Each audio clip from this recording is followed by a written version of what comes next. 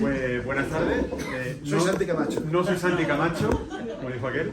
Me llamo Jorge Rivera, soy director de cine y conocí a Óscar hace 4 años, Sí. creo, en un congreso de misterio, con motivo de una película que yo había hecho, y cuando me llamaron dije yo no hago cosas de misterio, yo hago otras cosas, pero aún así me invitaron. Y nos conocimos ahí, nos reímos mucho, comimos mucho jamón y fue el principio de una bonita amistad. Luego hemos seguido hablando de 1000 proyectos, de 1000 locuras, y lo que me encanta de Óscar es que bueno, no se acaban las conversaciones, creo que no las terminamos, no es que no se acaben, es que no las terminamos. Claro. Saltamos de conversación en conversación y ese cinéfilo, ese que la música también le pega, historiador, antropólogo. Pues bueno, sí. Yo qué sé, es un hombre del Renacimiento pero con camiseta, entonces eso a mí me mola, ¿no? No va de estirado, hablamos de cosas súper gamberras, hablamos de cosas súper altas, de conceptos súper raros y de misterio. Y no voy a contar nada del libro porque no me lo he leído, me lo acabo de comprar. Pero bueno, pero para eso es para lo que está Óscar aquí. Así que Vale. yo me voy y cuando venga Santi Camacho a ver si es capaz de superar mi presentación. Va a ser difícil, va a ser difícil.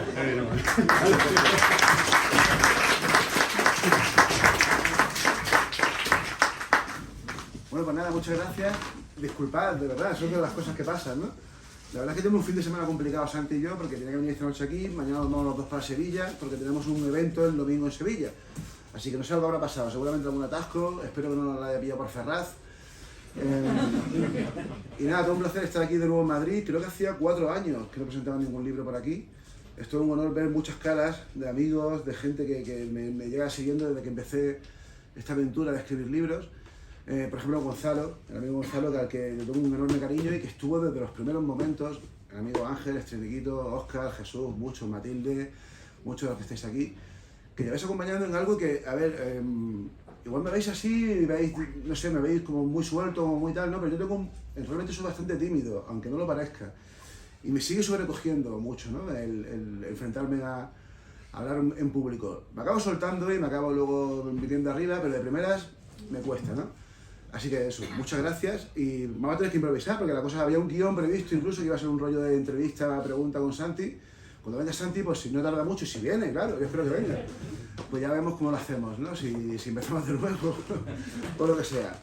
Así que, fijaos, como vamos a improvisar, pues voy a improvisar totalmente. Y voy a empezar por un tema, ya que creo que hay mayoría de público femenino, ¿o no? Bueno, ahí estamos, ¿no? Bueno, lo cual siempre te agradecer.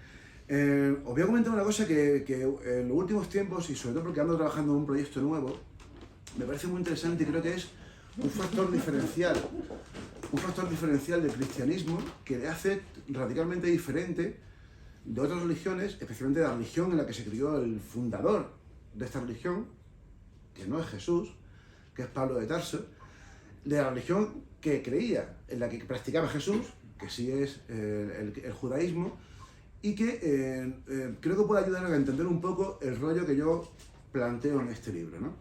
Que es intentar... es un proyecto parecido, además se escribió a la vez, de alguna manera Raquel, que es mi pareja, lo sabe, fue escrito el libro a la vez, este y el libro de A propósito de Poe, que se publicó hace unos meses. Y de alguna manera guardan un cierto parecido entre ellos. Esto es muy curioso, porque lo que yo pretendía con el libro de Poe era invitar al lector a que, a la vez que leía mi libro, se animase a leer a Poe. Y creo que lo he conseguido, más o menos, ¿no? Hay gente que me ha dicho que se han comprado ediciones de Poe y lo han hecho, ¿no? Y ahora este reto quizás es más jodido. Ahí está Santi Camacho. ¡Vamos!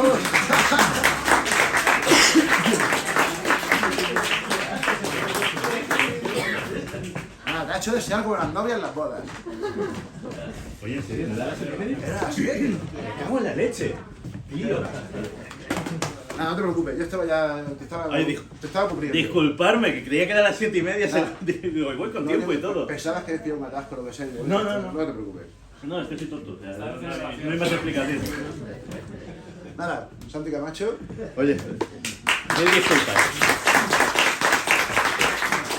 Realmente estaba preparado este rollo. De verdad que... Sí, para entrar de aquí por todo lo alto, ¿sabes? Como las novias en las bodas. Claro. Bueno, pues ahora termino una cosa y luego, si te parece, empezamos de nuevo. Sí, venga. Pues lo que decía de las mujeres en el cristianismo, ¿no? Voy a empezar por el final de la historia de Jesús y el final del libro. como todos sabéis, según la versión oficial, la versión evangélica, Jesús fue detenido en el huerto de los Olivos, en el huerto de Getsemaní, y todos sus discípulos, varones, huyeron, ¿no? Eso es lo que cuenta la versión oficial. A partir de ahí todos sabemos lo que pasa, ¿no? Jesús es llevado ante Caifás, es llevado ante Pilatos, acaba siendo crucificado, enterrado y supuestamente resucita 2 días después, para ser exactos. ¿Cómo sabemos eso? Porque sus discípulos habían huido. ¿Quién contó esto? Las mujeres. ¿Quién estaba frente a la cruz de Jesús? Las mujeres. ¿Quiénes fueron los testigos de que Jesús fue sepultado? Mujeres. ¿Y quiénes fueron testigos de que esa tumba, 2 días después, estaba vacía y Jesús ya no estaba vivo? O sea, perdón, ya no estaba muerto. Mujeres. Y siempre con María Magdalena en la cabeza. Esto es muy interesante. ¿Por qué es interesante esto? Pues porque en el mundo judío las mujeres, por ejemplo, no podían testificar en un juicio. Por lo tanto, sea quien fuere quien escribió esta historia por primera vez, que posiblemente fue la comunidad que llamamos nosotros, de alguna manera un poco genérica, como Marcos, el Evangelio de Marcos, que realmente no fue el tal Marcos, sino que fue una comunidad cristiana, puso como testigos a mujeres, pero además testigos de los momentos más importantes de la vida de Jesús: la muerte, la sepultura y la resurrección. Y esto es una invitación muy clara para entrar en algo que para mí es importantísimo, que es ¿qué podemos saber de verdad de la historia de Jesús? Para eso tenemos varios criterios, los buscadores del Jesús histórico, ¿no? Y uno de ellos se llama criterio de dificultad. Y el criterio de dificultad lo que expone es que alguien, hablando en plata, yo soy muy de hablar en plata y muy mal hablado también, pero bueno, el criterio de dificultad lo que plantea es que nadie va a inventar nada que le ponga en problemas. Es decir, si esto es mentira, si lo que contó Marcos es mentira, si no hubo mujeres como testigos de la muerte, de la sepultura, ojo, no de la resurrección, sino de que el sepulcro estaba vacío, fue porque es real. Si no, lo fácil hubiese sido inventar y decir que eran hombres, incluso situar a alguien que tuviese legitimidad, por ejemplo, Pedro.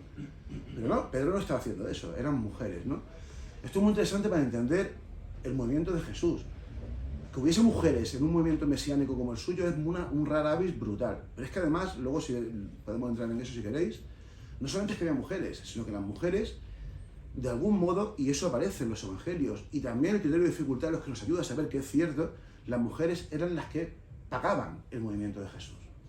Y ahora si queréis, empezamos de nuevo, José Camacho y seguimos. Muy buenas. José Camacho, encantado. Oye, un placer. Encantado. Pues nada, que he venido aquí a presentar a un hombre que se acaba de autopresentar, así que no sé yo exactamente ya qué pinto de toda esta historia. Nada. Vamos a hablar un ratito. Vamos a hablar un ratito. Venga. Yo qué sé. Pues oye, casi te hago una entrevista. Venga. No sea la primera vez. No, ni la segunda, ni la tercera, ya tenemos costumbre. Oye, esto no me lo hagas en Sevilla. El domingo. Estaría muy guay, que llegase. Oye, yo pensaba que era además te venga a las 7. Voy a llegar a las 7:15. No.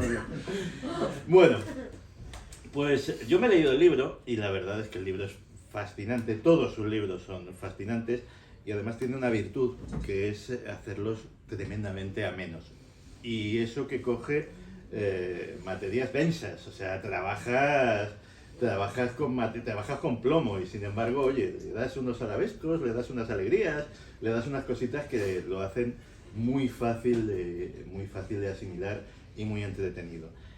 Y yo empezaría por el prólogo, porque en el prólogo comentas que, bueno, estamos ante lo que durante mucho tiempo ha sido considerado como verdad revelada, como un texto sagrado, como algo que debería dar certezas, y certezas ahí hay poquitas. O sea, esto tiene muchísimos más enigmas, tiene muchísimas más preguntas que respuestas. Si alguien va ahí a buscar certezas, se va a llevar justo lo contrario, ¿no? Exacto.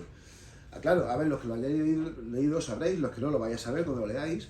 El prólogo que se refiere Santi es porque el prólogo empieza con, creo, no recuerdo ahora mismo exactamente cuántas son, creo recordar que son 163 preguntas que yo me hago a mí mismo y que pretendo de algún modo resolver.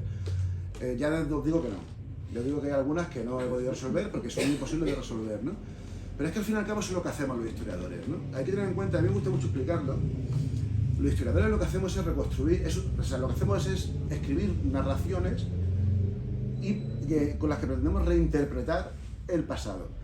Pero hay un problema, y es que esas narraciones y ese pasado que pretendemos reconstruir lo tenemos que hacer a partir de unas fuentes.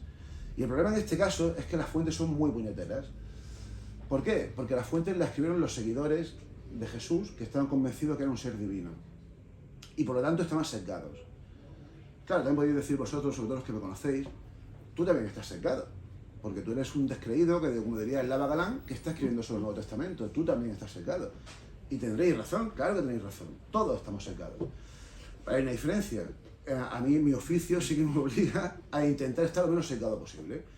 Sin embargo, los autores de estos libros, que no pretenden hacer historia, sino contar simplemente su crónica de quién creían ellos que era Jesús, expusieron distintas ideas sobre quién fue Jesús. Es más, hablaron de distintos Jesuses. Y esto es muy interesante, ¿no? Porque no es el mismo Jesús. Y además en muy poco tiempo. El problema está en que, claro, lo primero que tiene que hacer un historiador antes de empezar ese proceso de reconstrucción del pasado narrativo es analizar las fuentes, críticamente. Y por desgracia, cuando nos podemos analizar las fuentes que tenemos para hablar de quién fue Jesús, no solamente Jesús, sino de quién fue... Porque a mí el personaje de Jesús me fascina, lo sabéis, también tengo ya algún libro sobre Jesús solo, pero hay varios personajes más que son increíbles.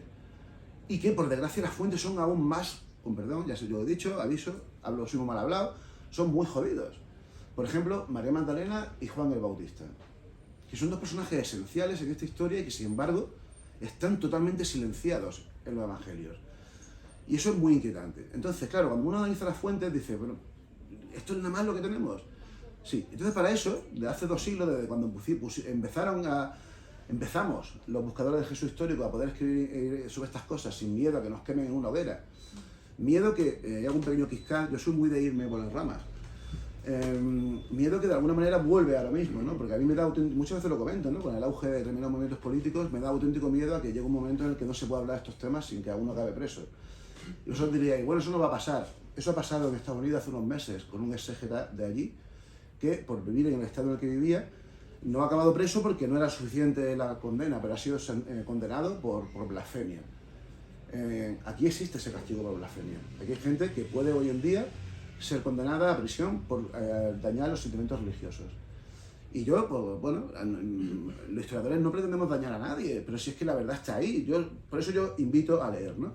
El problema, volviendo a las fuentes, es que es muy difícil esto. Y voy a poner un ejemplo para que entendáis por qué son difíciles las fuentes. Y sobre todo en el caso de Jesús. Todos sabéis quién fue Sócrates, ¿verdad? ¿Existió Sócrates? ¿Dais por hecho que sí? No lo planteáis. Sin embargo, sobre Jesús, hay mucha gente que duda de la existencia de Jesús. Bueno, pues el caso de Sócrates y el caso de Jesús es prácticamente el mismo. Porque lo que sabemos sobre Sócrates lo escribieron sus discípulos. No hay ningún historiador contemporáneo a Sócrates, como en el caso de Jesús, que hablase sobre él. Por lo tanto, ¿por qué algunos niegan la existencia histórica de Jesús y no la existencia histórica de Sócrates?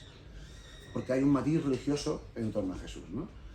Por desgracia, entonces, volviendo al tema, esas preguntas que yo me hago al principio del libro, algunas pueden ser resueltas y otras, muchas no, porque las fuentes son muy, muy puñeteras. Y luego os podemos plantear algunas preguntas que lo vamos a ir viendo, ¿no? Pero es que hay un factor importantísimo que quiero también que entiendan, ¿no? Una cosa es, para nosotros, para los historiadores, es tan importante lo que se dice como lo que se omite en las fuentes.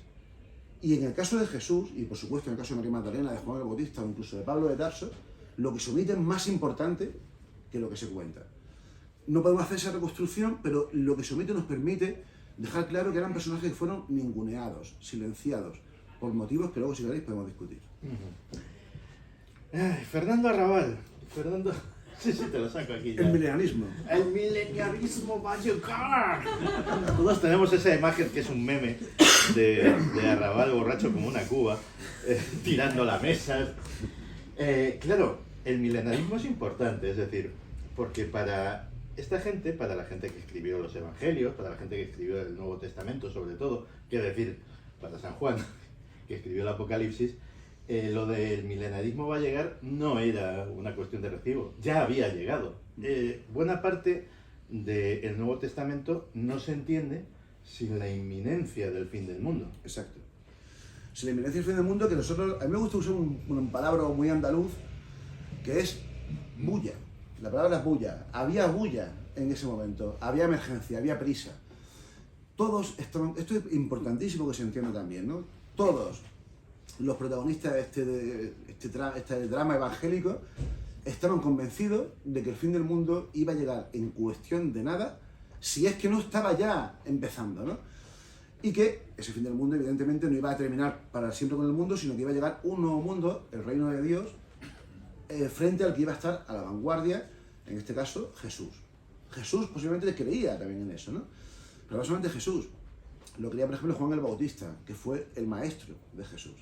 También podemos discutir un poco sobre eso, pero eso también es así. No todos los esenios, pero sí los de Qumran, los del Mar Muerto, que de hecho se fueron al Mar Muerto convencidos de que el mundo se iba a acabar y pues se quedaron ahí a la espera de que llegase este momento. Y lo quería Pablo de Tarso, que es el auténtico fundador del cristianismo y de que luego también hablaremos un poco. Pero el caso es que todos se equivocaron, y ese es el drama, ¿no?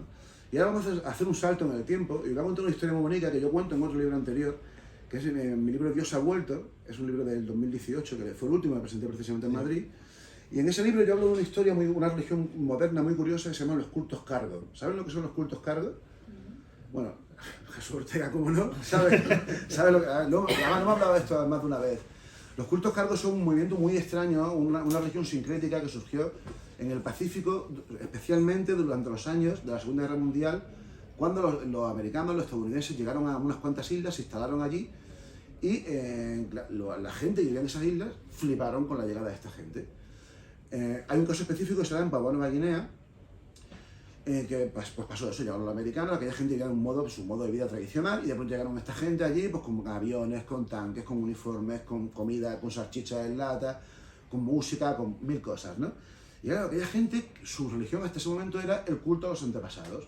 Ellos pensaban que tenían que rendirle tributo a los antepasados para que los antepasados, donde estuviesen, propiciasen lo que ellos pedían. Claro, cuando llegaron los americanos con todo aquello, dijeron, joder, pues los antepasados de esta gente molan más que los míos. Es lógico que pensasen aquello, ¿verdad? Y dijeron, oye, ¿y si empezamos a hacer lo que ellos hacen? Porque si empezamos a hacer lo que ellos hacen, igual sus antepasados se enrollan y nos dan más cosas. Entonces, ¿qué hicieron?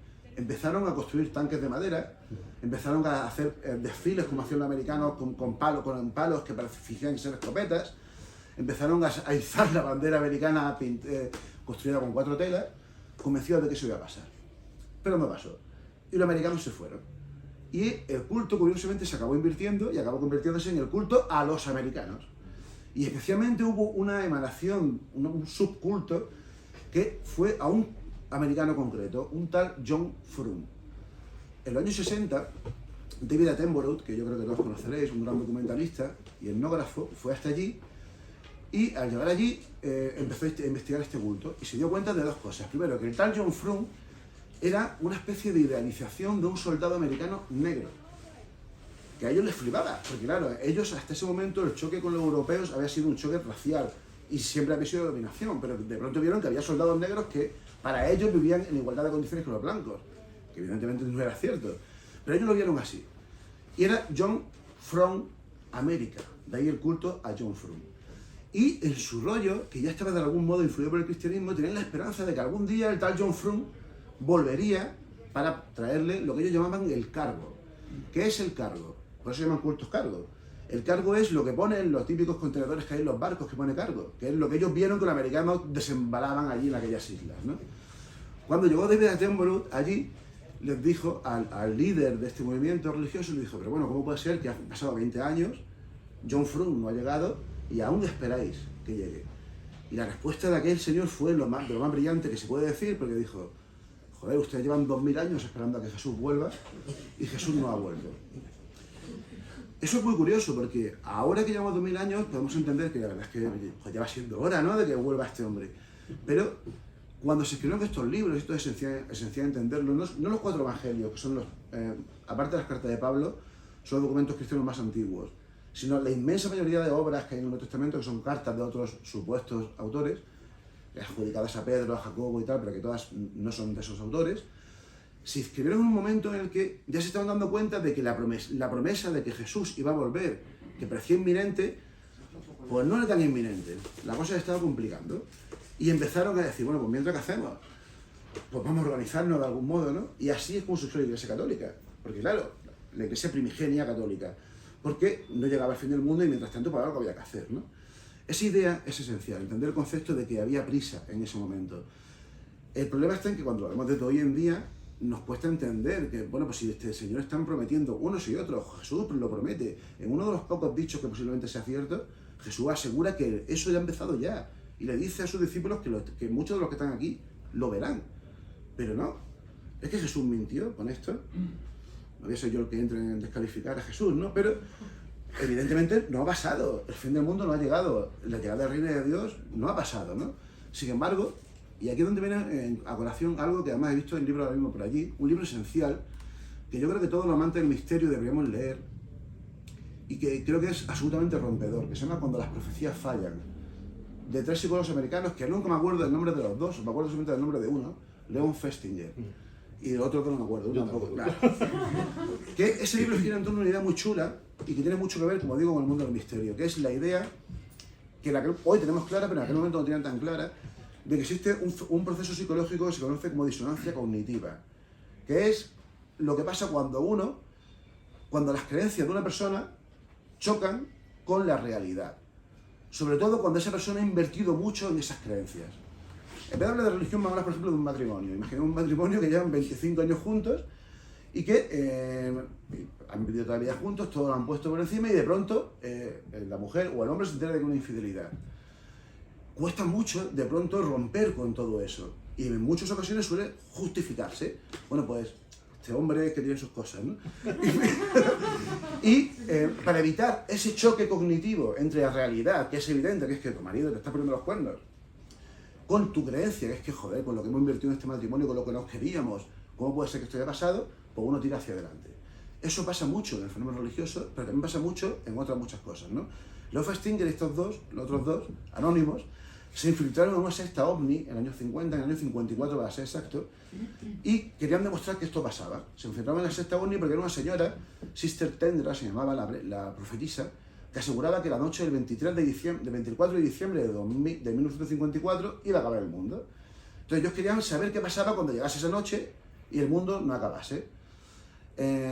Efectivamente, esa noche todos empezaron a rezar allí, pensando para intentar, claro, supuestamente iba a llegar el fin del mundo y se iban a salvar solamente los seguidores de esta señora. Claro, no sé para quién, cómo no.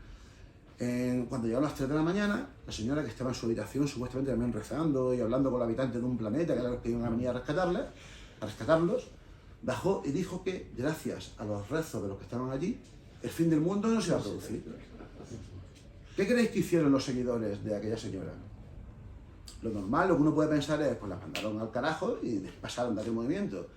No solamente no hicieron eso, sino que a partir de ahí ese movimiento se lanzaron a una actividad proselitista, es decir, a captar a más fieles.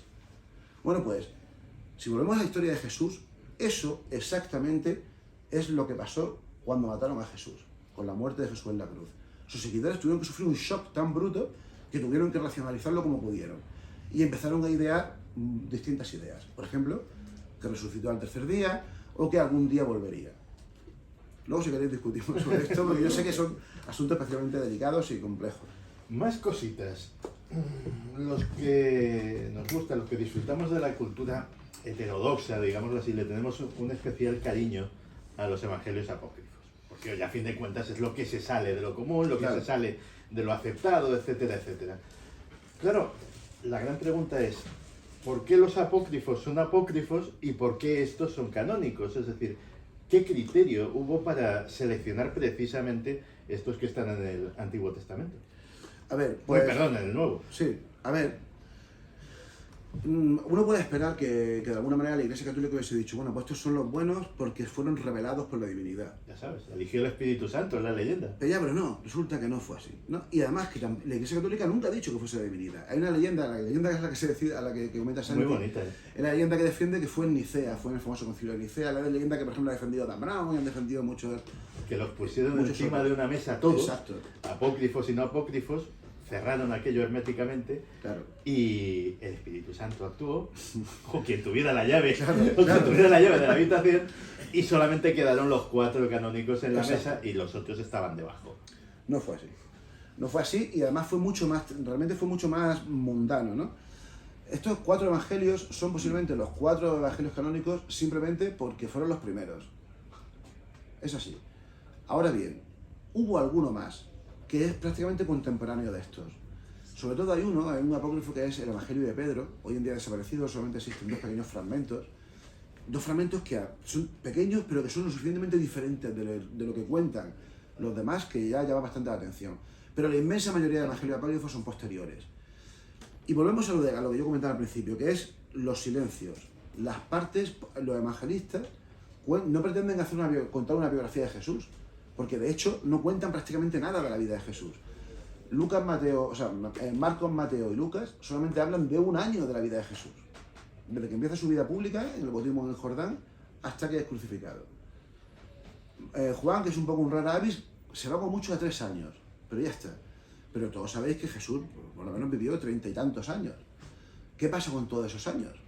Pues no lo sabemos nada, ¿no? Entonces los apócrifos lo que pretendían es rellenar un poco eso, pero tampoco mucho. ¿Por qué? Porque, a ver cómo lo cuento esto para intentar no ser demasiado coñazo. El Evangelio de Marcos es el más antiguo. El Evangelio de Marcos comienza con el bautismo en el Jordán, ¿bien? ¿No? Saben lo que es la historia del bautismo en el Jordán, con Jesús y tal, y termina con María Magdalena y 2 mujeres más, María Salomé y María Jacobí, llegando a la tumba y encontrándose la tumba vacía de Jesús. Y de pronto aparece un señor, que ya identifican como un ángel, que les dice: aquel que venís a buscar ha resucitado. Por favor, id y decíselo a sus discípulos. ¿Y qué creéis que hacen ellas? Pues no lo hacen. No se lo dicen a los discípulos. Y el Evangelio, ahí es donde terminaba. Esto es una de las grandes anomalías del Nuevo Testamento. El Evangelio de Marcos, los últimos 9 versículos del Evangelio de Marcos, sabemos hoy en día que son una interpolación posterior, no estaban en el original. El original terminaba sin ninguna aparición de Jesús. Y esto para mí me parece muy importante. Estamos hablando del Evangelio más antiguo, en el que se basaron todos los demás. ¿Cómo puede ser esto? Esto es raro. Luego, si queréis, os digo mi teoría. Que por supuesto, si hay algún cristiano aquí, pues ya está preparando una hoguera en la muerte, porque es un poquito jodida. Pero bueno, ¿qué hicieron los siguientes evangelistas? Lucas y Mateo. Lucas y Mateo son versiones, son remakes, son versiones extendidas. De hecho, son montajes del director extendidas de Marcos. Y lo que hicieron es poner unos capítulos cada uno al principio para explicar el nacimiento milagroso de Jesús, que es lo que todos conocemos, y al final, que metieron apariciones de Jesús. También metieron alguna cosa de por medio, sobre todo dichos, parábolas, sermón de la montaña, algunas cosas más, ¿no? Pero sobre todo esto. Sin embargo, dejaron un hueco enorme. Mateo, por ejemplo, habla solamente de hasta que Jesús tiene unos 3 años y pasa al bautismo en el Jordán, a los 30. 27 años vacíos. Lucas llegó hasta los 12 con la famosa escena de la presentación en el templo, en la que Jesús se pierde y demás, pero también pasa a los 30. Y luego Juan, el cuarto evangelista, que es un auténtico rara avis, es que directamente fue a su rollo y ni siquiera empezó en el bautismo en el Jordán, porque para él no hubo ni bautismo en el Jordán siquiera, y terminó también con un montón de apariciones, pero también distintas a las de las anteriores. Por lo tanto, los apócrifos lo que hicieron es rellenar, sobre todo, unos huecos de la infancia de Jesús. Incluso hay una serie de apócrifos que es muy bonita, que se llaman los apócrifos de la Natividad, que lo que cuentan es la historia previa de María, de la madre de Jesús. Pero no hay ningún apócrifo que hable sobre la vida oculta de Jesús, que son esos 25, 27, 30 años de los que no hay ninguna información.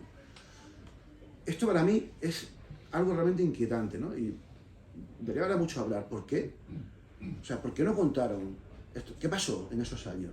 Entonces hay muchas posibilidades sobre esto, imaginaos, ¿no? Hay libros enteros dedicados a esto. Y sobre todo hay mucha literatura. En este libro no, pero en un libro mío anterior, en Pongamos que hablo de Jesús, yo sé que me dejé seducir por esa literatura para ver lo que habían expuesto muchos sobre lo que hizo Jesús en esos años perdidos, ¿no? Y imaginaos, hay de todo. Hipótesis tan rocambolescas como que estuvo en el Himalaya, estuvo en Japón, estuvo en Inglaterra traficando con estaño, con José de Arimatea, que según alguno era su tío, estuvo aprendiendo de los druidas que construyeron Stonehenge, que por supuesto no eran druidas, pero hay mucha literatura al respecto, pero no sabemos nada de lo que hizo en esos años, ¿no? Pero volvemos a lo que decía al principio, el silencio es tan importante como la mentira. Y por desgracia, los apócrifos tampoco ayudan. Los apócrifos, hay una cosa importante también, que creo que es importante entenderla. No se puede confundir, no son sinónimos apócrifos y herejes. Es decir, la inmensa mayoría de los evangelios apócrifos se han conservado gracias a la Iglesia Católica. No seré yo el que defienda a la Iglesia Católica, pero en este caso es así. La Iglesia Católica lo ha conservado porque los considera que forman parte de la tradición cristiana. De hecho, hay escenas de los evangelios apócrifos en un montón de iglesias. Eso es importante entenderlo. Luego hay algunos, como sobre todo los gnósticos, que sí que son heréticos. Pero en esos textos gnósticos no se habla de la historia de Jesús.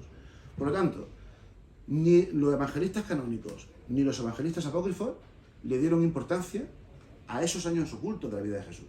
Y eso para mí es muy inquietante, ¿no?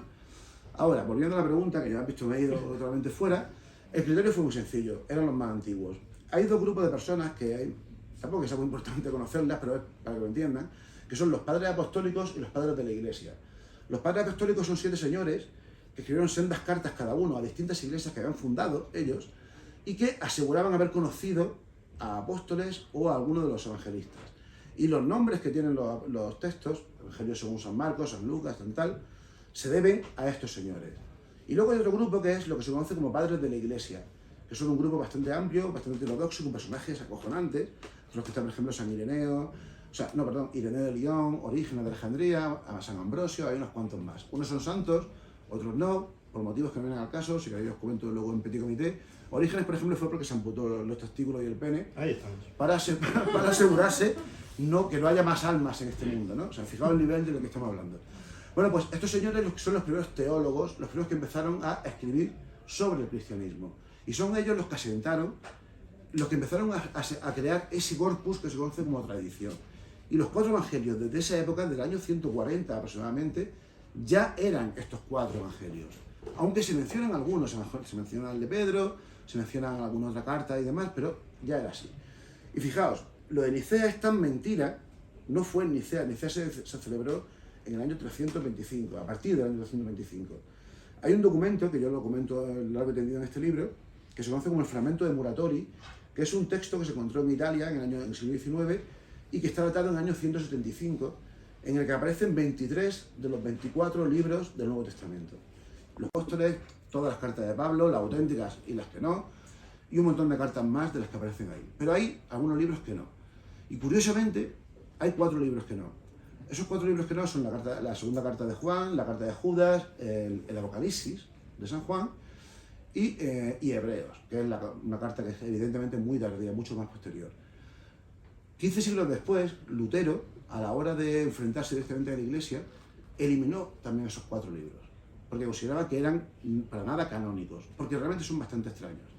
Pero en ese texto, en el Fragmento de Muratori, que sí aparece en todos los evangelios, las principales cartas de Pablo y demás, aparece un libro que es uno de los grandes misterios para los buscadores de Jesús histórico, que por desgracia no tenemos ni idea, solamente quedan un par de versículos, que es el Apocalipsis de Pedro, que sabemos que existió, porque se menciona en ese texto y en alguno más, pero no se ha conservado ni sabemos nada. ¿Qué quiere decir esto? Que aunque había variedad, por ejemplo, hay códices del siglo IV en el que aparecen 24, 25 de las 27 horas del Nuevo Testamento. Hay diferencias, ¿no? Hasta el siglo V más o menos hay diferencias. Pero hay un núcleo duro que sí que está siempre.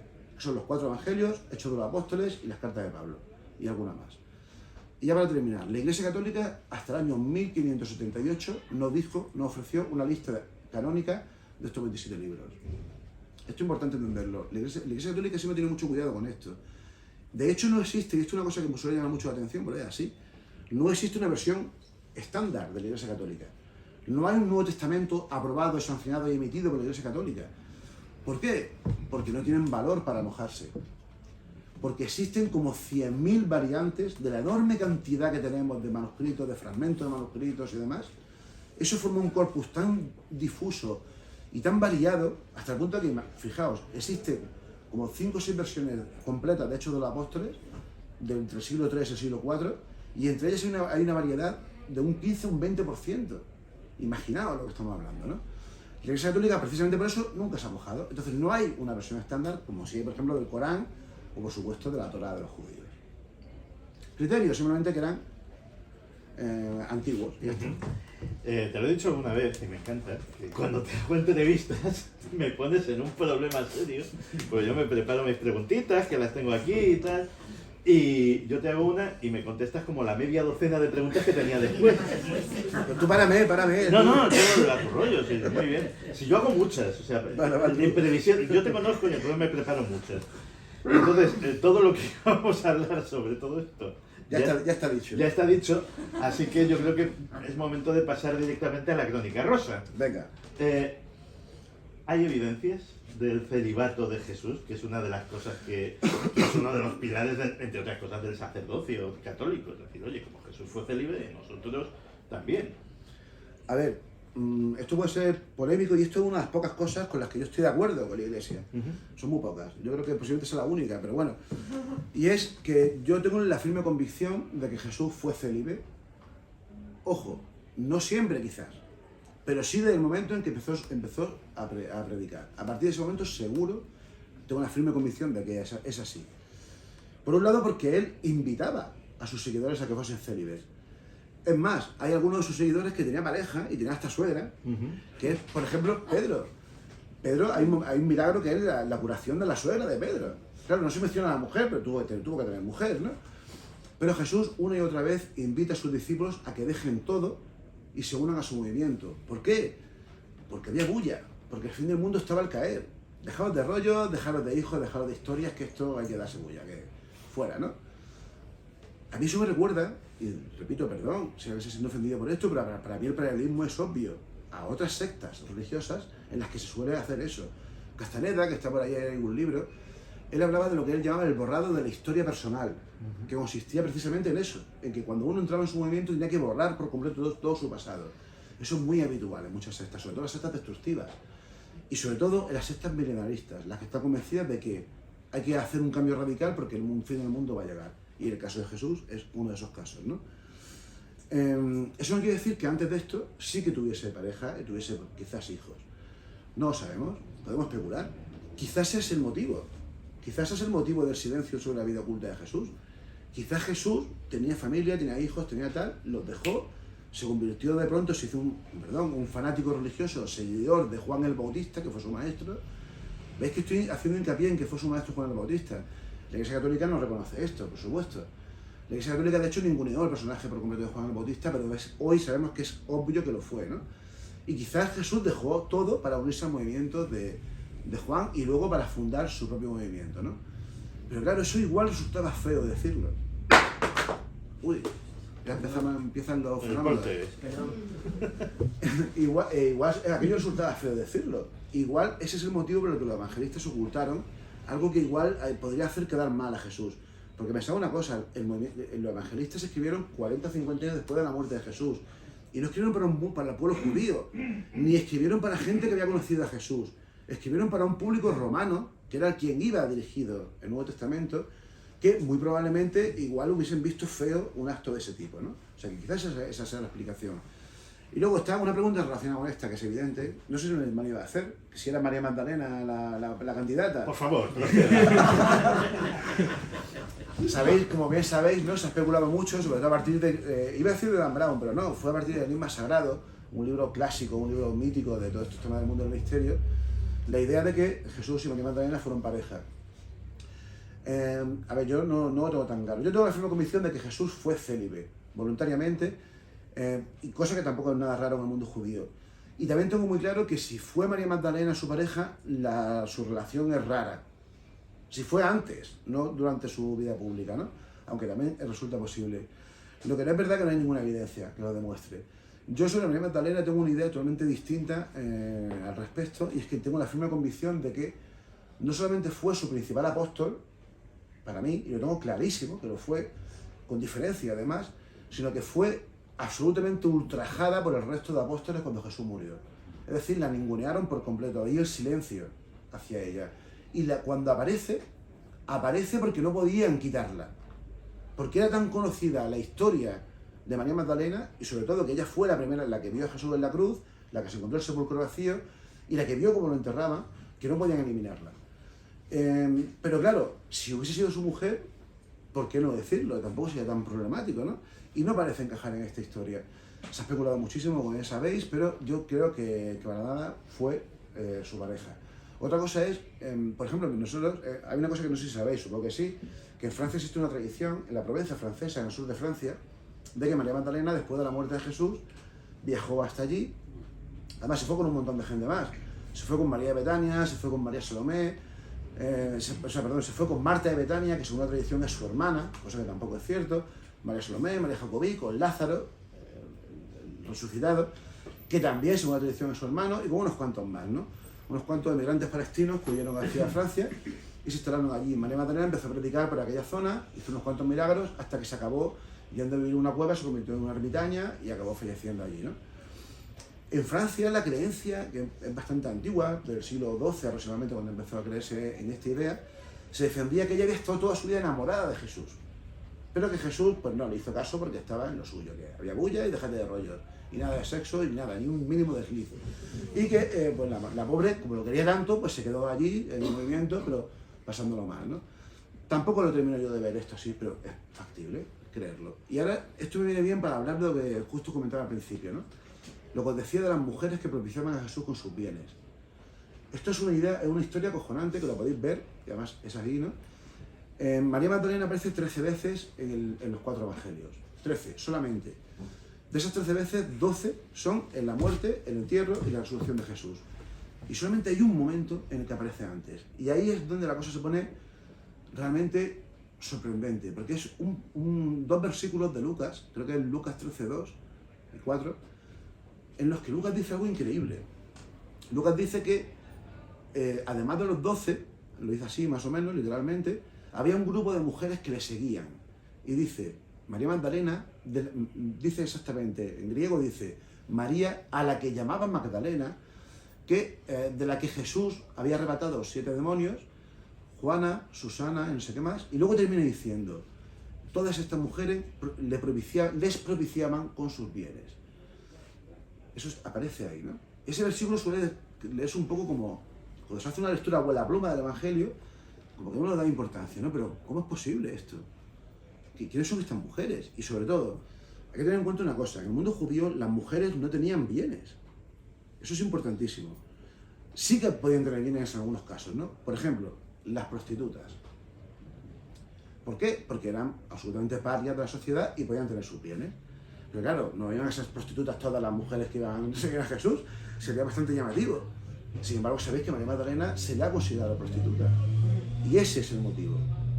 Eso, y que justo antes de eso aparece en Lucas la escena de la pecadora pública que unge los pies de Jesús con un perfume, ¿no? También pueden ser gentiles, es decir, mujeres no judías. Pero claro, también volvemos de nuevo, esto es un problema grave. O sea, todas las mujeres que siguen a Jesús eran mujeres no judías. Esto también es muy raro. Y hay otro caso posible, que es, quizás más difícil todavía que los 2 que he comentado, que fuesen mujeres viudas. Pero no solamente viudas. En el mundo, en el sistema parentesco judío, las mujeres, si tenían hijos varones, no heredaban nada. Pero es que tampoco heredaban nada si tenían hermanos varones. Es decir, si una mujer tenía hijos y todos o no tenía hijos y tenía hermanos, era su hermano el que heredaba si moría el marido. ¿Qué quiere decir esto? ¿Que todas las mujeres que seguían a Jesús eran mujeres viudas sin hermanos y sin hijos varones? Raro. Entonces, esto hecho, imaginaos, ¿no? Que corren ríos de tinta, pero lo que parece claro es que las mujeres tienen un poder y un papel mucho más importante del que la propia Iglesia ha defendido en el cristianismo real, el cristianismo de Jesús, el movimiento de Jesús. Y no sabemos cuál es. ¿Por qué? Porque alguien se encargó, probablemente Marcos, de ocultar ese papel. Y eso es un drama que lo lleva hasta el día de hoy, que lo lleva a especular con 1000 cosas distintas, cuando posiblemente el papel de María Magdalena y de todas las mujeres fue mucho más importante del que parece. Yo siempre he dicho que la Biblia en general, y los Evangelios y el Nuevo Testamento en particular, son textos que se pueden leer sin ser creyente y de los que se pueden extraer cosas. Una de las cosas que a mí siempre me ha gustado decir, que extraje en su momento, que a lo mejor es una paranoia mía, pero ya está, es que claro, Jesús decía que era el Hijo de Dios, pero en ningún momento dijo que los demás no lo fuéramos. Claro. Lo cual, si queremos meditar sobre ello, es interesante. Pero Jesús, ¿en qué sentido creía él mismo que era el Hijo de Dios? ¿En un sentido literal o en un sentido simbólico? A ver, el Hijo de Dios, en un sentido literal, pero no carnal. Eso es importante entenderlo. Jesús, hay que tener en cuenta una cosa, Jesús era judío. Jesús fue, con total seguridad, un reformista del judaísmo que había en ese momento, ¿no? El judaísmo en ese momento estaba dirigido por una casta sacerdotal, que son los saduceos, que son los que tienen el control de la religión oficial en el templo de Salomón. Y Jesús, como Juan el Bautista, como los esenios, incluso como los fariseos, que luego si queréis podemos hablar de los fariseos, Jesús fue seguramente un fariseo, estaban enfrentados a ese culto oficial en el templo. Y cada uno, pues, a su manera, ¿no? Como otros muchos mesías que hubo en aquel momento. Jesús, como buen judío, jamás podría haber creído que él era el hijo carnal de Dios. Eso para los judíos sería una auténtica aberración. Sería y es una auténtica aberración. Pero sí un hijo adoptivo de Dios. De hecho, todos los profetas del Antiguo Testamento son hijos adoptivos de Dios. Algunos incluso, como Ezequiel o Enoc, que ya sabéis que tiene mucha relación también con el fenómeno ovni, fueron arrebatados por Dios, fueron asuntos por Dios, como la Virgen María, que también fue asunta por Dios. Porque la Virgen María no murió, sino que fue, bueno, no murió, eso dice la tradición, ¿no? No murió, sino que se la llevó Dios antes de que muriese.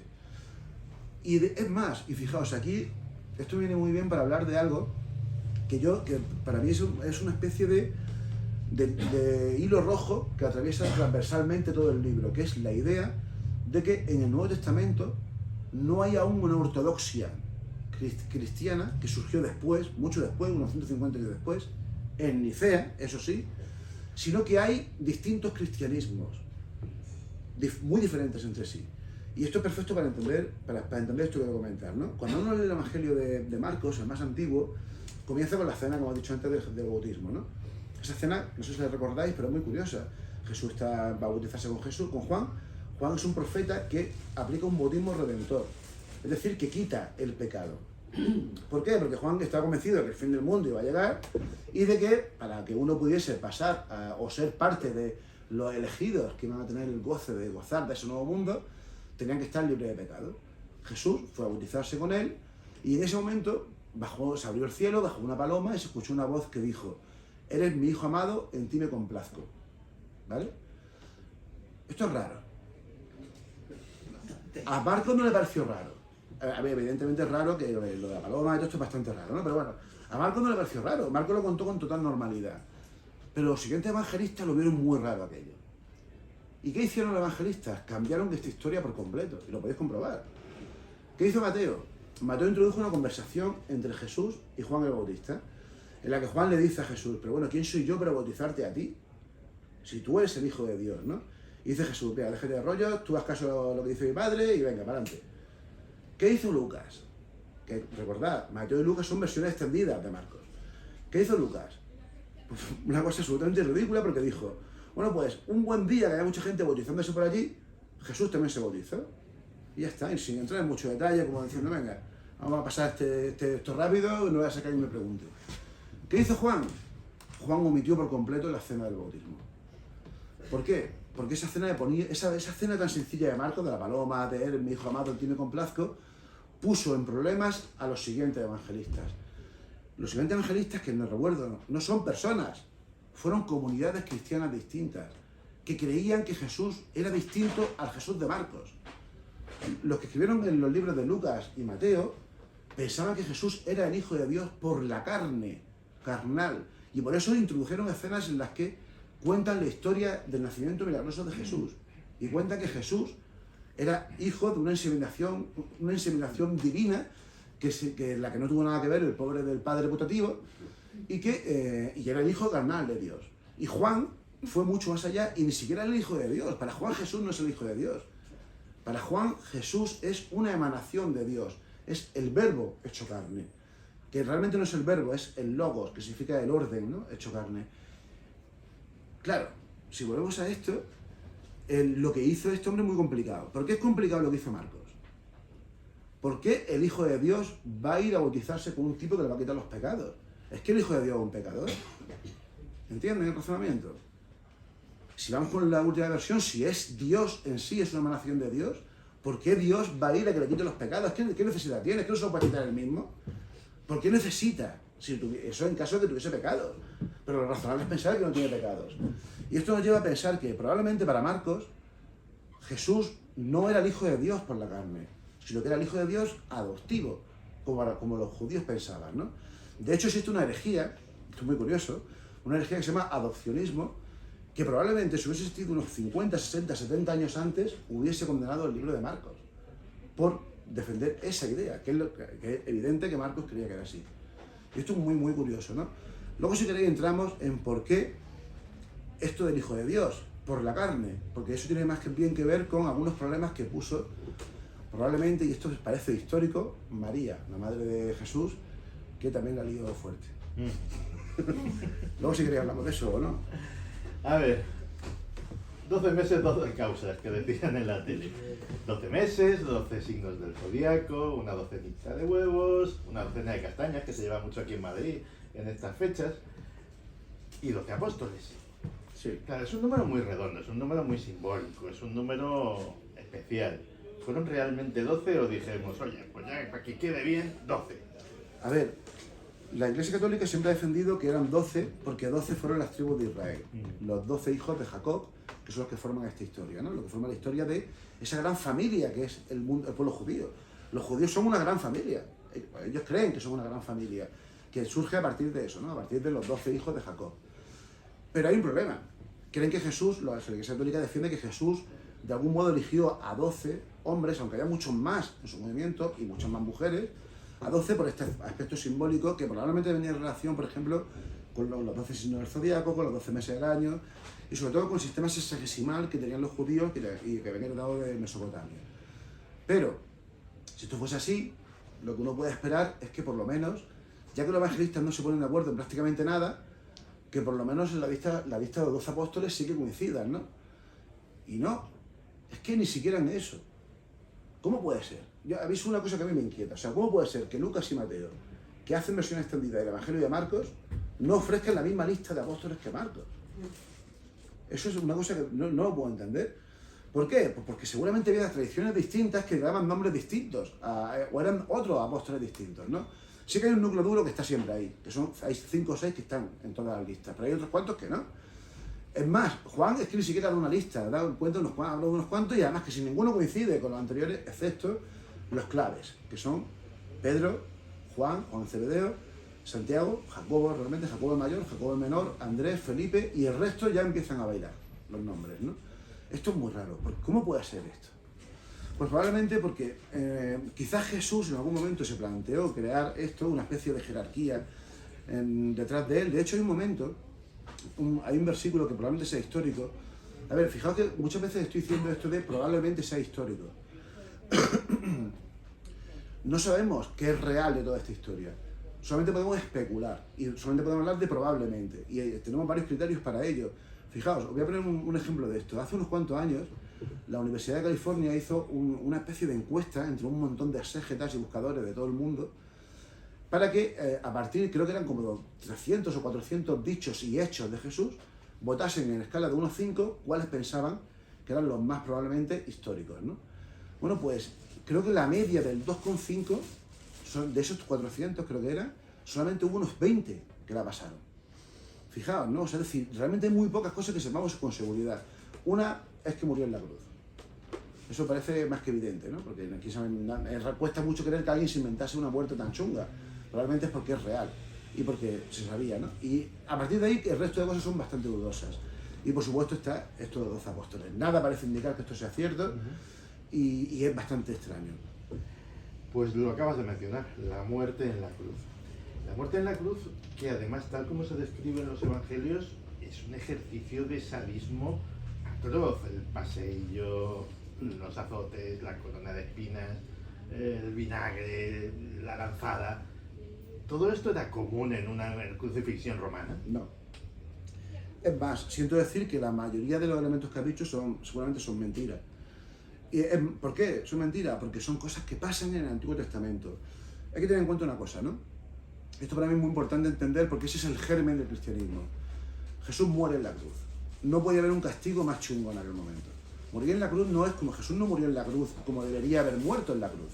En la cruz, para empezar, que no existía, a Jesús hay un doble castigo, que es primero le dan una paliza importante y después lo crucifican. Lo normal era que te crucificasen y que te tuvieses 4 o 5 días hasta que te morías, y morías asfixiado.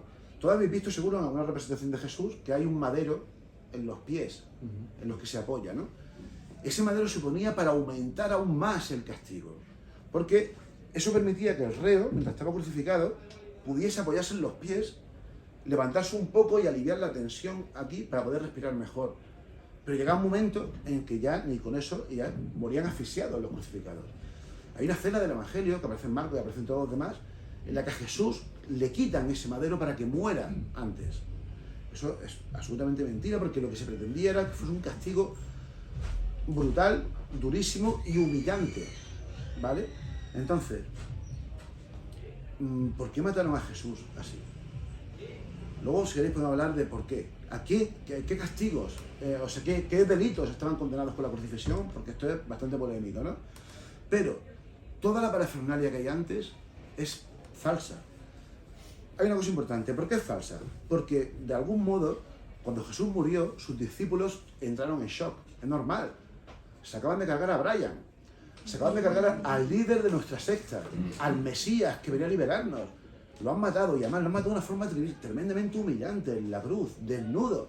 Ojo, que la Semana Santa es muy bonito ver a Jesús con una sabanica ahí, pero iba en pelotas. Imaginaos, ¿no? Pensaban, ponernos en su mente, y lo digo desde el máximo respeto, y si yo fuese creyente, esa muerte tiene que ser acojonante, de verdad. Lo mataron. Y volvemos a lo que decíamos antes de la disonancia cognitiva. ¿Qué hicieron sus seguidores? Pues empezaron a decir, ¿por qué han matado a este hombre? No puede ser. Esto tiene que formar parte de un tipo de plan. Tenía que morir.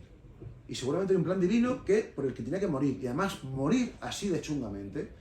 ¿Y qué lo hicieron? Como todos sus seguidores eran judíos, empezaron a buscar en la Escritura y encontraron un montón de referencias a Mesías sufrientes, sobre todo en Isaías, en uno de los profetas judíos, que es Isaías, que es prácticamente cuenta la historia, anticipa la historia de Jesús. Pero no es porque la anticipe, sino porque de Isaías se cogieron muchos elementos para construir la historia de Jesús. Por ejemplo, lo de la escena en la que le dan una esponja con vinagre. Eso se hacía, eso era una tortura, eso hacía porque generalmente un crucificado se le secaba la boca, claro, conforme se iba. Y imaginaos, si tiene la boca seca y encima te dan vinagre. Imaginaos, ¿no? Muchas de esas escenas, las 30 monedas de Judas, la crucifixión entre dos ladrones, todo eso está tomado del Antiguo Testamento. ¿Y por qué lo hicieron? Para hacer lo que se conoce como una profecía autocumplida. Es decir, para argumentar que en el Antiguo Testamento ya se adelantaba la historia posterior de Jesús.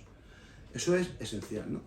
Pero luego, volviendo un poco al tema, ¿por qué mataron a Jesús así? Esto para mí es la clave de todo esto y además es esencial para entender quién fue el personaje y sobre todo cómo se expandió esta religión posteriormente, ¿no? Ese castigo solamente está destinado en el Imperio Romano a los condenados por sedición, solamente por sedición. Sedición contra Roma. Los judíos no podían condenar a nadie a muerte. Si fuese un castigo por blasfemia y los romanos hubiesen autorizado a los judíos que lo matasen, lo hubiesen matado a pedras, lo hubiesen lapidado a Jesús. Y por lo tanto, la señal de los cristianos hoy en día es una piedra colgando en vez de una cruz. Sin embargo, la señal es una cruz. Un castigo romano, repito, destinado solamente a los condenados por sedición y que no fuesen ciudadanos romanos. Entonces, ¿qué hizo Jesús para ser condenado por sedición? Pues probablemente proclamó la independencia unilateralmente de la Palestina del siglo I. A lo Puigdemont. Se marcó ese rollo. Probablemente, o sea, y puede parecer una tontería, pero por eso yo siempre digo que la vida de Brian es la mejor película que es sobre Jesús. Porque muestra perfectamente lo que creía Jesús. Hay que tener en cuenta una cosa, ¿no? En el judaísmo la religiosidad, la religión y la política van de la mano. Son inseparables. Siguen siendo inseparables. A lo hecho me repito, ¿no? Jesús tenía muy claro una cosa. A ver, tenéis que tener en cuenta que la religión judía es chunguísima de cumplir. Jodidísima de cumplir. No solamente son los 10 mandamientos, que ya de por sí, bueno, son medio fáciles, lo de matar creo que lo podemos evitar medio todos, ¿no? Lo de desear a la mujer del prójimo igual no tanto, pero lo de mentir, por ejemplo, ¿quién más, quién menos ha mentido alguna vez en su vida? Pero es que los judíos no se quedan en el decálogo, que son los 10 mandamientos, sino que tienen 630 y pico normas más que aparecen en el Deuteronomio. Y que ahí se regulan cosas absolutamente ridículas de la vida del día a día de cada uno, ¿no? Era imposible de cumplir. Por eso surgió un movimiento que son los fariseos. Y esto me viene muy bien para hablar y para ir aquí, para entender, para explicar lo que decía antes de por qué Jesús es fariseo. Diréis, ¿cómo va a ser fariseo Jesús si fariseo para empezar es un adjetivo que se utiliza hoy en día como para insultar a la gente? Era un fariseo. Y Jesús permanentemente está discutiendo con los fariseos, ¿verdad? Parece que son sus enemigos. Bueno, pues resulta que los fariseos son una secta judía, un movimiento judío, el más populoso que había en ese momento, junto con los esenios. Los esenios eran una ramificación de los fariseos y que estaban enfrentados al culto oficial en el templo, que es el culto de los saduceos, controlado por otro grupo judío. Los fariseos todos creían en la ley judía. La ley, con mayúscula, son esas 630 y pico normas que os digo del Deuteronomio. Los fariseos tenían un problema con esto, y es que eran conscientes de que no se podían cumplir todos esos preceptos. Entonces ellos razonaban. Bueno, pues, y jugaban un juego muy curioso al que se han dedicado durante gran parte de la historia los judíos, que es a discutir, a imaginarse situaciones en las que había que discutir qué ley, qué parte de la ley hacemos caso. Por ejemplo, os pongo un ejemplo muy tonto, pero para que lo entendáis. Imaginemos, por ejemplo, que hay un precepto divino, que es creced y multiplicaos. Pero hay otro que dice, no puedes recolectar granos de trigo un sábado. Pero si imaginaos que por lo que sea, tú no vas a poder crecer y multiplicarte si no comes un sábado. Si no recolectas cosas de un sábado. Entonces los fariseos empezaban a especular. Pues en ese caso está permitido recolectar porque es más importante el precepto de crecer y multiplicados que lo otro y tal. ¿Entienden, no? Bueno, pues eso es el Talmud. El Talmud, que es un libro judío, es eso, es una recopilación, además es una cosa guapísima. Aquí podéis verme el nivel de friquismo al que yo puedo llegar cuando digo que el Talmud es una cosa guapísima. Una cosa guapísima porque es eso, pero hecho a lo largo del tiempo. O sea, son rabinos que discuten, pero no en presente, sino a lo largo de los años. Y el Talmud, si lo veis, el Talmud es un texto en el que aparece un precepto del Deuteronomio y alrededor hay un montón de anotaciones en el que dice el rabino Eliezer dice esto y 200 años después el rabino no sé qué dice esto otro, ¿no? Eso es el Talmud. Es decir, ¿qué es lo que hacían los fariseos? Discutir. ¿Y qué hacía Jesús? Discutir con los fariseos. Y siempre discuten sobre la ley, porque le acusan a Jesús de no cumplir algún precepto de la ley. Eso es una evidencia clara y contundente de que Jesús fue un fariseo. Ahora bien, ¿por qué lo ponen como malos? Porque cuando cayó en el 70 comenzó una guerra entre Judea y Roma, que terminó con la destrucción del Templo de Jerusalén y con la casta de los saduceos, que son los que controlaban el culto oficial del Templo de Jerusalén. Y los que quedaron fueron los fariseos. Y ellos fueron los que acabaron expulsando a los cristianos de allí. Es decir, cuando se escribieron los evangelios, los enemigos de los autores de los evangelios, que no de Jesús, eran los fariseos. Y lo que hicieron es extrapolar esa enemistad a Jesús para legitimar que los fariseos eran malísimos, cuando realmente Jesús probablemente lo fue, ¿no? Y como podéis ver, me he ido totalmente de la pregunta, que yo ni me acuerdo cuál era. Ni yo tampoco. Pero bueno, era la muerte de Jesús. Entonces, a lo que yo veo con esto, ¿qué hizo Jesús para que lo matasen? ¿Qué pudo hacer tan chungo, no? Pues, siento decirlo, voy a decirlo en 4 palabras. Jesús dirigió un movimiento político, religioso y probablemente armado. Venga, ya. Hasta luego. Bueno, pues yo veo que podemos rematar este periplo hablando de un personaje del que no hemos hablado todavía, salvo que hayas hablado durante el tiempo que me esperaba, de verdad, perdona todo, que es Pablo de Tarso. Pablo de Tarso es probablemente el arquitecto, el muñidor, el inventor, en el mejor sentido de la palabra, de esto que es lo que, a fin de cuentas, es la razón por la que estamos aquí, porque hay una religión importantísima que es el cristianismo. ¿Esto es construcción de Pablo de Tarso? Sin la más mínima duda. Venga, hasta luego. Un placer. A ver, sin la más mínima duda, y no quiero ser con esto pecar de obsceno, pero sí. Sin la más mínima duda, o sea, no es discutible esto. Él fue el que creó el cristianismo. Eso quiere decir que no hubiese surgido de otra manera, quizás, pero fue él. Fue él. ¿Por qué fue él? A ver, voy a poner un ejemplo para que entendáis, que a mí me gusta, creo que es muy ilustrativo y que creo que lleva a que entendamos hasta qué punto todo esto es un gigantesco castillo de naipes construido a partir de un tipo que seguramente tenía algún tipo de historia mental. No quiero decir que tuviese... Bueno, te psicótico. Os cuento, Pablo tiene 7 cartas suyas en el Nuevo Testamento. 7 cartas que se pueden considerar auténticas. Seguro 4 son auténticas. Hay 3 que hay dudas, ¿no? Pero bueno, pongamos que son 7. Una de esas cartas es la carta a los Gálatas. Esas cartas eran cartas que Pablo de Tarso escribió a comunidades cristianas que él había fundado. Y generalmente lo que hace Pablo en esas cartas, y mola mucho, Pablo escribía, con perdón, de puta madre. Era un muy buen escritor, mucho mejor que casi todos los escritores del Nuevo Testamento, excepto el mejor de todos, que es el autor del Evangelio de Juan, que es una auténtica obra literaria en toda regla.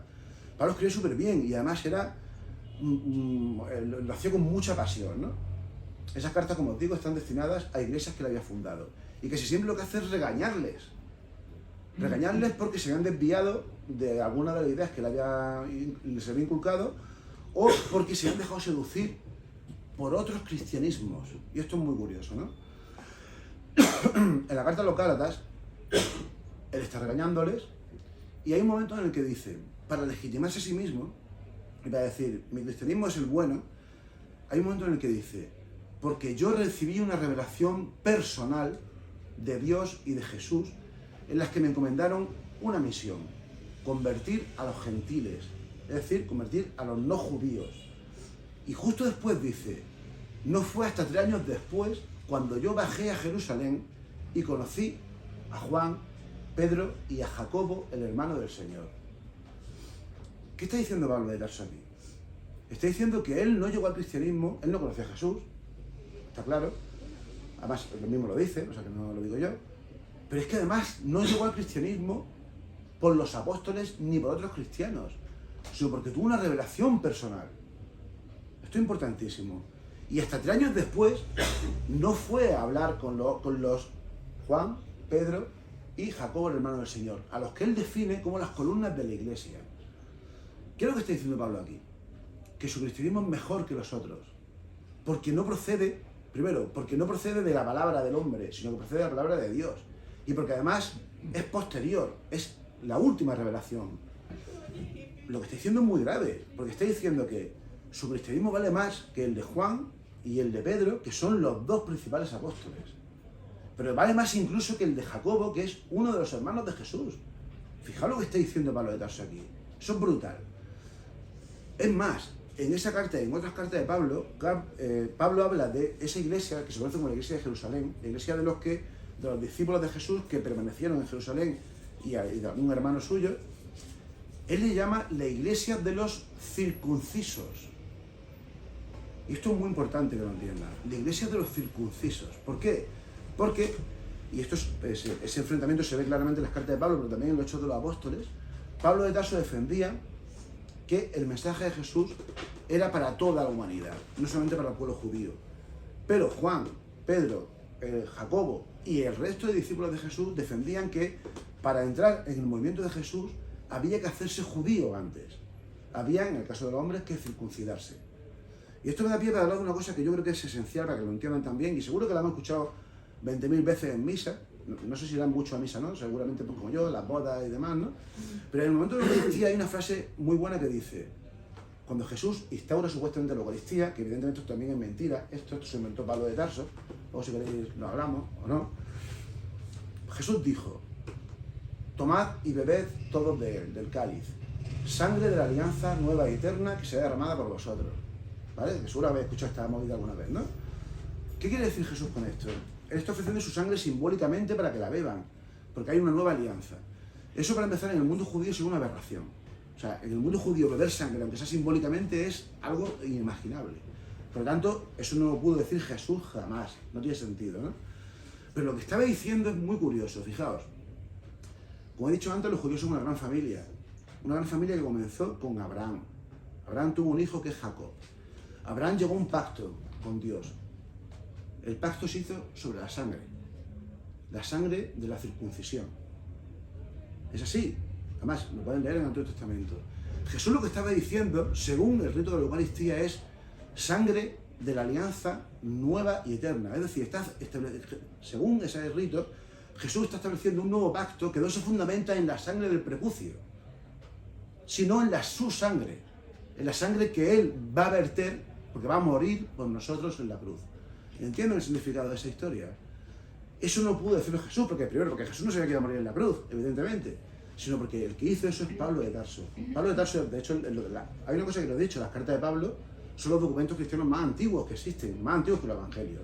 Los evangelios son una respuesta, siempre, o sea, todos los libros del Nuevo Testamento giran y están de acuerdo con Pablo de Tarso, aunque con distintas perspectivas, pero todos están de acuerdo. Es decir, esta idea es importantísima. Pablo de Tarso instauró ese rito porque Pablo de Tarso tenía muy claro que él quiso crear un nuevo movimiento religioso que tenía que competir en Roma contra el mercado de religiones que había en ese momento en Roma, que era bastante amplio. ¿Y qué es lo que hizo? Pablo era un gran conocedor de un tipo de religión que había y que estaba muy de moda a nivel popular, pero sobre todo a nivel de una cierta élite, que son lo que se conocen como los cultos mistéricos, los cultos de misterio, que es por ejemplo el culto a Isis, el culto a Mitra, el culto a Sol Invictus, hay muchos así, ¿no? Pero esos cultos no eran para el pueblo llano, no podían pagar esos cultos, eran cultos carísimos además. Por ejemplo, había que hacer ritos de paso en los que había que pagar, que en cada uno de ellos un ágape, que es una cena comunal, y no todo el mundo, la cienciología. como la cienciología, que sigue un poco ese rollo, claro. Y no todo el mundo tenía pasta, igual que no todo el mundo tiene pasta para la cienciología, pues está. ¿Qué es lo que hizo Pablo? Ofrecer una cienciología mucho más barata, por no decir casi gratuita, low cost, claro, hizo un culto mistérico low cost, pero utilizando la misma narrativa que los cultos mistéricos. Y entre otras cosas, el simbolismo de beberse simbólicamente la sangre de un dios. Hay un rito en el culto a Mitra que es exactamente eso, pero con un dios en forma de toro al que degollan y se beben su sangre estando aún caliente. Y eso se hacía, hay mitreos por aquí en Andalucía, incluso hay algunos que se ha descubierto recientemente, en el que son unas bañeras en las que cogían un toro, lo tenían atado, lo cortaban la sangre y se bebían su sangre. Ese ritual es exactamente lo que Pablo pretendía hacer. Ofreció lo mismo que ofrecían los cultos mistéricos, pero para el pueblo llano. Y por eso triunfó el cristianismo, porque no fue para las élites, fue para los pobres. Y por eso muchas de las ideas de Jesús están manipuladas. Por ejemplo, que se dirija, por ejemplo, las bienaventuranzas, que seguro que conocerán, ¿no? A lo que me refiero, lo de bienaventurados los pobres porque vuestro es el reino de los cielos. Eso seguramente no es histórico. Y luego ya para terminar con esto, Pablo de Tarso además tenía muy claro una cosa, que es que no le importaba absolutamente nada la vida de Jesús. Como he dicho, sus cartas son cartas en las que él regaña a sus discípulos. Y él en muchas ocasiones podía haber utilizado parábolas de Jesús, dichos de Jesús, ejemplos vitales de Jesús, los milagros de Jesús, pero no. Pablo no cuenta absolutamente nada de esto. No habla a Pablo nada, absolutamente nada de la vida de Jesús. A Pablo solamente le importa la muerte de Jesús. La muerte y la resurrección y la segunda venida de Jesús. Y eso encaja también con esto que estoy diciendo de los cultos mistéricos. En ese momento, todos estos dioses que os he dicho, Isis, sobre todo Osiris, Mitra, el Sol Invictus, eran lo que se conocen como dioses de muerte y resurrección. Dioses que morían y al tercer día simbólicamente resucitaban. Y que siempre solía pasar eso, o en el solsticio de invierno, o en el solsticio de verano, o en el equinoccio de primavera, que es cuando se celebra la Semana Santa, la Navidad y demás. Esos cultos, eso lo inventó Pablo, ¿no? También. Así que sí, fue Pablo el que se inventó esta historia y además fue el primero que hizo el que consiguió hacer que el Jesús de la historia pasase a ser totalmente olvidado. Muy bien. Gracias. Pues mi abuelo, cuando quería dar por concluida una reunión social, decía: vámonos, que esta gente tendría que acostarse. Pero bueno, antes de acostarnos, todos, alguien seguramente querrá hacer alguna pregunta, así que yo creo que vamos a abrir el turno. De María. De María la Virgen. Venga, a ver, voy a ser muy breve, no sé cómo estamos de tiempo, pero voy a intentar ser lo más breve posible. Marcos hizo, como digo, a mí hay cosas que me fascinan de este tema, ¿no? De luego llamarme friki, pero es así.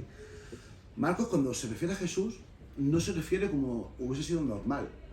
En el mundo judío, igual que en el mundo árabe, cuando uno se refiere a una persona, ya sea hombre o mujer, si es hombre o mujer antes del matrimonio, en el caso sobre todo de ser mujer, se refiere nombrando a su padre. Es decir, Jesús, en el caso de que José hubiese sido su padre, que seguramente lo fue el angélico, sería Jesús ben Joseph, Jesús ben Yosef, Jesús el hijo de José. Es lo que uno puede esperar, ¿verdad?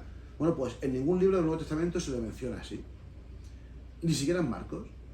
Marcos hace una cosa absolutamente anómala que no pasa en los otros ya no solucionaron este error. Marcos se refiere a él como Jesús ben Mariam, Jesús el hijo de María. Y eso es una movida. Porque, fijaos lo que estamos diciendo, ¿cómo puede ser? Eso no es nada, o sea, no hay ni un solo caso en toda la literatura judía, ni en Flavio Josefo, ni en Filón de Alejandría, en nadie que mencione ningún solo caso de nadie así. Cuando hay casos de hombres, de mujeres que se han quedado viudas, se sigue diciendo el nombre del padre. ¿Por qué en el caso de Jesús, Marcos habla de que era el hijo de María? Yo puedo plantear varias hipótesis, pero hay una que para mí es contundente y que es evidente, ¿no? Y es que algo pasó en la gestación de Jesús. podemos ir desde el extremo más escandaloso, es que sea fruto de una infidelidad, a un extremo mucho menos complicado, que es que sea simplemente que se quedó embarazada de penalti.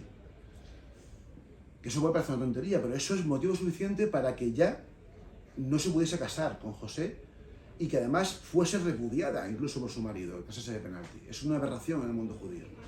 Y eso era algo que puso en problemas a los seguidores de Jesús. Porque claro, ¿cómo Marcos llama a Jesús el hijo de María? Marcos no explica por qué le llama el hijo de María. Quien sí lo explica son Lucas y Mateo. Lucas y Mateo introducen una escena en su evangelio al principio en las que un ángel se le aparece a María y le dice que se va a quedar preñada sin la cohabitación con su José, porque va a ser inseminada artificialmente por Jesús, por Dios. Es decir, Lucas y Mateo sufrieron un problema grave que era el que había puesto Marcos, que es ¿por qué es el hijo de María y no el hijo de José? Es más, ¿por qué José desaparece de la historia? No sabemos nada. Por cierto, José no se le menciona en ningún momento en Marcos. Hay una mención, pero parece que es una interpolación y no es válida, ¿no? Esto es raro. ¿Qué es lo que pasa? Que los primeros críticos del cristianismo, sobre todo Celso es un señor que escribió en el siglo II un libro que se llama Discurso verdadero contra los cristianos. Ese libro, pues, evidentemente, fue destruido, pero sabemos lo que decía, porque Origen de Alejandría, que es el que antes comentaba que se había cortado el pene y todo, Origen de Alejandría escribió un libro que se llama Contra Celso. Y en ese libro, Orígenes, prácticamente cuenta todo el libro de Celso. Y Celso atacaba precisamente a Jesús porque decía que era el hijo de un soldado romano, un tal Pantera, de hecho llamaba a Jesús Ben Pantera, está el Celso, en el siglo II, está hablando del año 150, una época muy, muy antigua. Entonces, este no es del siglo IV, ni del siglo X, siglo II. Es decir, hay quien defiende esta idea. Y a mí me parece sugerente pensar que quizás sea algo así. Y si por el motivo que sea, el nacimiento de Jesús era complicado dentro de la legalidad enfermiza judía, y los evangelistas tuvieron que inventarse algún tipo de historia que de alguna manera solucionase el problemón, que era plantear que su Mesías era, y lo hablo no lo digo como insulto, yo soy precisamente en un caso de ese tipo, un bastardo. Es decir, un hijo ilegítimo. Sin más, o algo que hoy en día no tenía importancia, pero que sí lo tenía en el momento en el que esto se escribió, seguramente. Así que fijaos, ¿no?, en la historia de María. Luego hay más problemas, porque hay que entender que la Virgen María no solamente fue virgen antes del matrimonio, antes del parto, sino que fue virgen antes, durante y después del parto.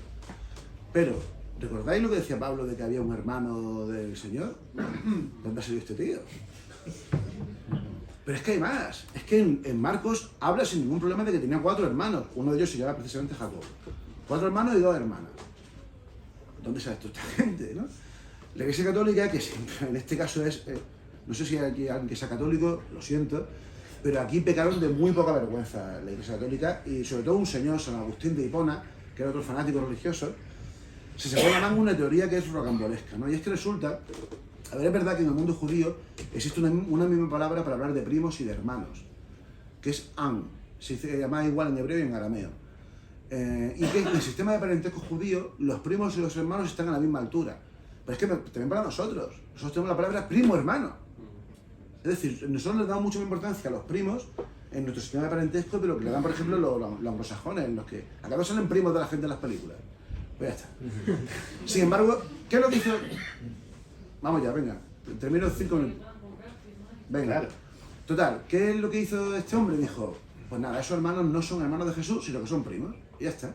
Se equivocaron al traducir, porque claro, la Iglesia siempre ha defendido que los libros fueron escritos en hebreo y se tradujeron al griego. Pero son mentiras, fueron escritos realmente en griego.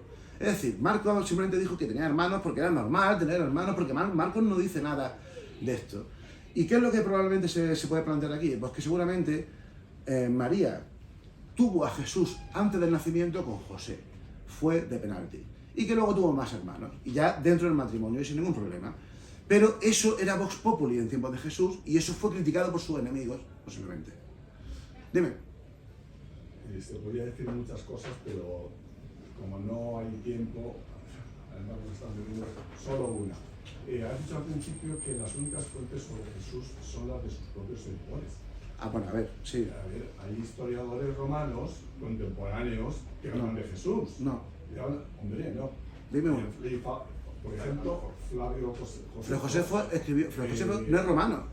Fray Josefo es es judío. romano. Sí, pero escribió... bajo el Imperio Romano y escribe en latín para los romanos. Sí, pero escribe 60 años después de la muerte de Jesús. Es igual. Es No, pero ya no es sea romano como si Sí, es turco. sí, pero escúchame, pero ya no es contemporáneo. Ya escribió 60 años después de Jesús. Y además, Fray Josefo hace dos menciones a Jesús. En la guerra de los judíos y en la antigüedad de judías. Y una de ellas probablemente sea cierta y la otra está claramente interpolada. Porque lo que dice de Jesús es exactamente lo que dicen los cristianos. Y Fray Josefo, que era judío, aunque fue adoptado por los romanos, no pudo escribir eso sobre Jesús. Cierto, Plinio el joven también escribió sobre Jesús, Filón de Alejandría incluso también, Tácito también escribió sobre Jesús, pero no son contemporáneos. Contemporáneos que hubiese alguien del año 50, por ejemplo, 15 años después, que escribiese sobre él. Lo que quiero decir con esto es que, claro que hay fuentes extracristianas. De hecho, hay algunos documentos más que son quizás más antiguos, pero no son válidos, porque están sesgados o las fuentes de estos historiadores fueron también cristianos, ¿no?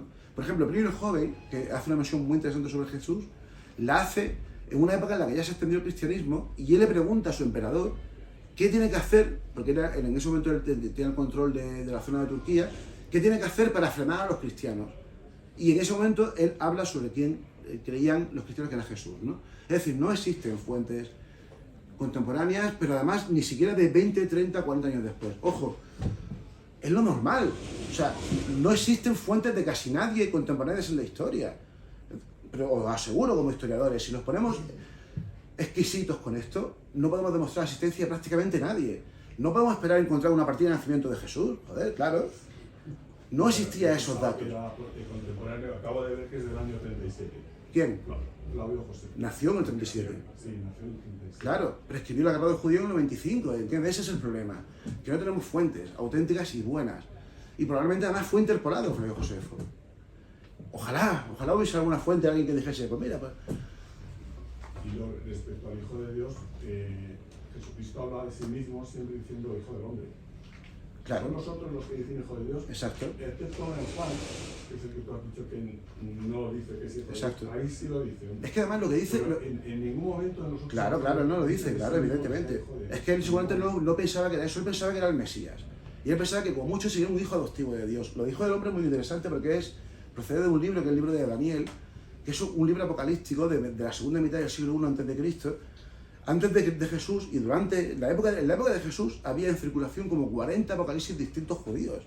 ¿Por qué? Porque todos están convencidos de que el fin del mundo iba a llegar, y Jesús también. Y uno de esos libros, el más importante, y que de hecho así llegó a ser canónico incluso para los judíos, es el libro de Daniel, en el que se dice que el Hijo del Hombre vendrá algún día entre las nubes para instaurar el reino de Dios, ¿no? Y por eso Jesús se autoidentificó a sí mismo como ese Hijo del Hombre, ¿no? Lo hizo con esa intención. ¿Yo? Dime, sí. En relación a que no te había... Y ya después de eso terminamos porque nos tenemos que ir ya. Ya. Nos están... Brevemente, no sé si lo mencionas en el libro porque aún no lo he leído, pero ¿puedes brevemente contar algo sobre la famosa fuente Q, Claro. de la que se desconoce, en relación también a la pregunta de él, de que no hay Sí. fuentes, pero se entiende que hay unas fuentes, simplemente no las conocemos? A ver, eso es muy sencillo. Marcos, Lucas y Mateo, versión extendida de Marcos. Lucas y Mateo utilizan varias fuentes.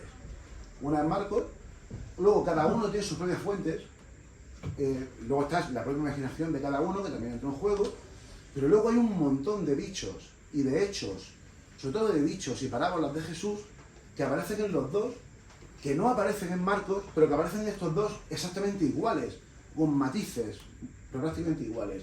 Y eso es lo que ha hecho que se plantee hipotéticamente la existencia de un segundo documento, una segunda fuente muy antigua, quizás hasta más antigua que Marcos, quizás hasta más antigua que Mateo, o sea, que Pablo, que sea esa fuente Q. Hablar de fuente Q es como decir San Santiago, porque Santiago es San Jacobo, es como decirlo dos veces, porque Q es del alemán Quell, que significa fuente también, es documento Q. Y es un documento que partimos de que tuvo que existir, porque la única manera de explicar que en Mateo y en Lucas haya tantos textos en común, ¿no? Fijaos, los exégetas estadounidenses, ya con esto sí que terminamos, pero yo podría ir horas hablando de esto, hablan de un texto, le da mucha importancia a un texto que es el Evangelio Gnóstico de Santo Tomás, o el Evangelio Gnóstico de Tomás, que es un texto gnóstico tardío del siglo IV, que para ellos, para los americanos, que ya sabéis que son muy suyos, ellos lo llaman el quinto evangelio. ¿Por qué? Porque han hecho un trabajo muy fuerte exegético de ese libro y han llegado a la conclusión de que ese libro tiene una base anterior que probablemente sea o contemporánea a Q, y era algo así, una recopilación de dichos y parábolas de Jesús. No hay nada, no cuenta nada sobre la historia de Jesús.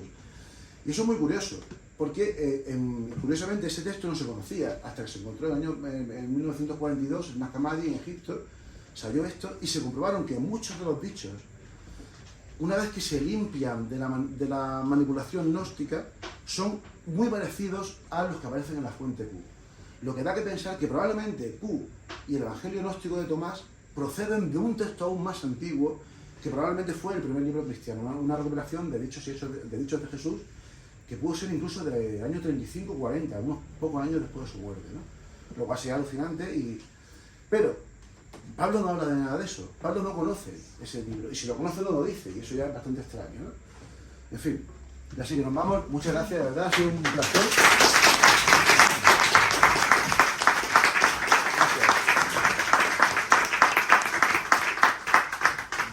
Gracias, de verdad, ha sido un placer hablar con ustedes, y ya me gustaría quedarme aquí varias horas más, pero no puede ser.